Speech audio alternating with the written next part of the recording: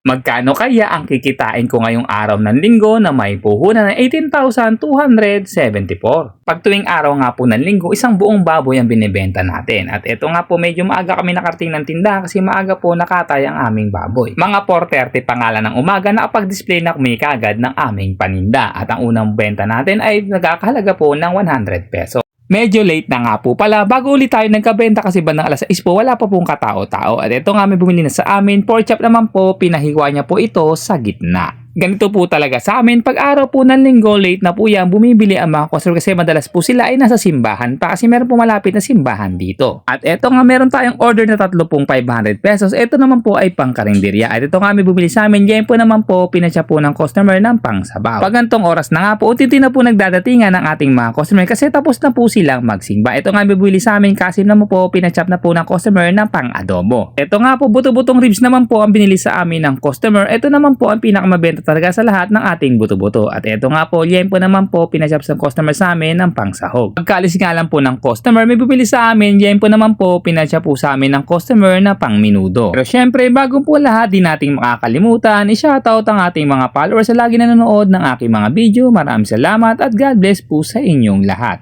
Sunod-sunod din po pala ang pagbili sa atin ng mga laman ng customer. Kaya kung makikita nyo yung display po nating laman po sa tray ay paubos na rin po. Pero pala tayo reserve na 2 kilong pork chop at isang buntot na buto-buto. At eto nga po, nagbili sa amin ng customer, minudo naman po ang pinachop sa amin ng customer. May nagtanong po sa akin kung binabayaran po ba yung dugo ng baboy. Hindi po binabayaran. Pag bumili po kasi ng pendinuguan, libre na po yung dugo makukuha nyo. Kaya nagpapasalamat talaga ako sa po may kapal laging paggabay sa araw-araw naming pagtitinda. Kung makikita nyo, konti lang po ang laman ng ating paninda at display. At eto nga po, may bumili sa amin buto-buto naman po, kaya nabawasan na po natin ang ating buto-buto. At eto nga po, may laman na po bumili sa amin, pinahiwa po ito ng customer na hati lang sa gitna kasi pang ihaw niya daw po kasi wala na po tanyem po. Ito pala pinakamahirap ibenta, pag ganito na lang po ang tira nating paninda. Puti lang talaga, si sir ay bumili sa amin, binilan niya po lahat ng tira nating buto at konting laman.